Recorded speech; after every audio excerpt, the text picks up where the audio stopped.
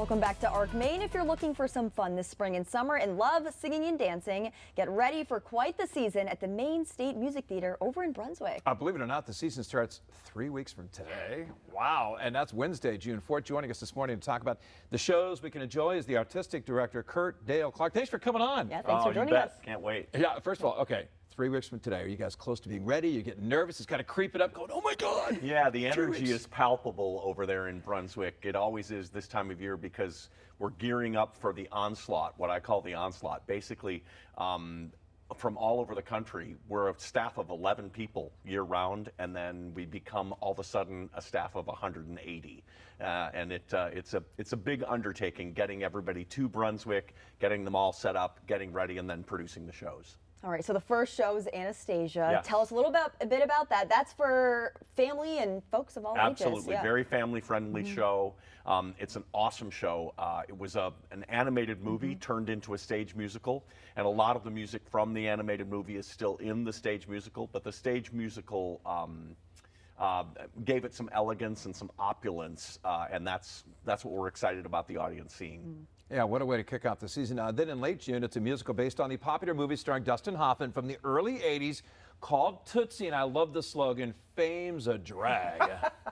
Yeah, we do these things called Teaser Tuesdays leading up to the season, the 4 weeks leading up to the season. And last night was the Teaser Tuesday for Tootsie, and it was a sold-out crowd, and they're very excited about seeing that show. It's an awesome show. It's one of the funniest shows I've ever seen.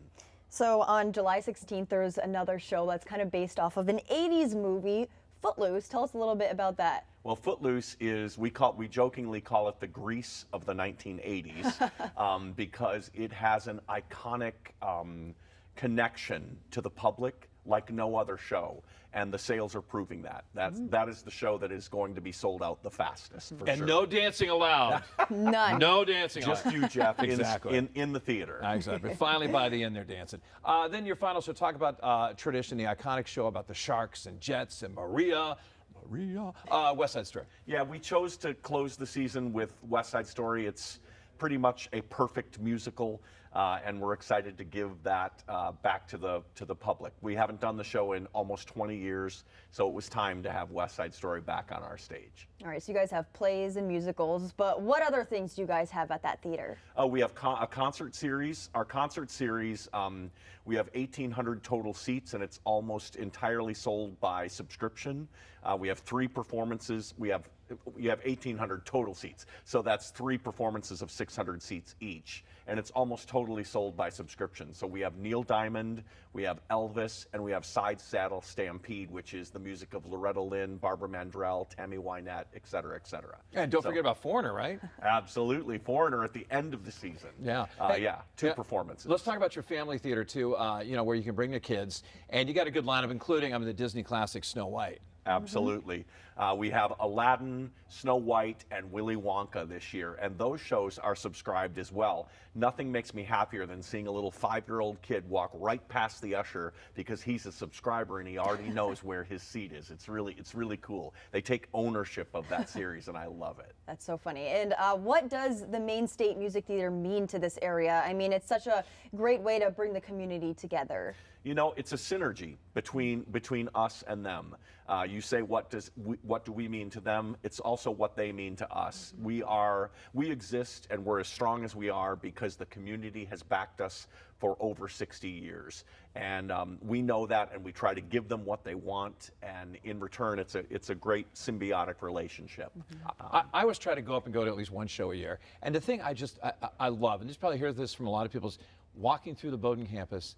Then you walk in that lobby, you walk into the theater, they're comfortable seats, you got AC in the hot summer, and then just the iconic theater that has so much history behind it. Yeah, it's almost verbatim what I say to people, Jeff.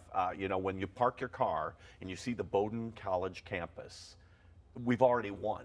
and then they look at the Pickard Theater and see that gorgeous Pickard Theater and come in, and if we can deliver a good show, that's a slam dunk, and that's why our subscription stays as strong as it does. So we know a lot of people watch Netflix and a lot of streaming services. Why would you say it's so important for people to come out and watch a play, watch a musical? That's a great question. Connection. Connection.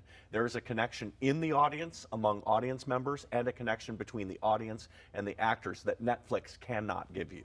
And we supply that for people. And that visceral reaction that happens in studio, you know, that is a feeling that people crave and they want, and we give it to them. And we give them 4 very different shows each summer, which allows them to have a different reaction, different connections with each of its audience members. So many theaters around the area. Talk about how important the small or big or medium-sized theaters are the community for the arts. I will tell you that, you know, people say to me all the time, are you jealous because this theater got that or this theater did that? Absolutely not.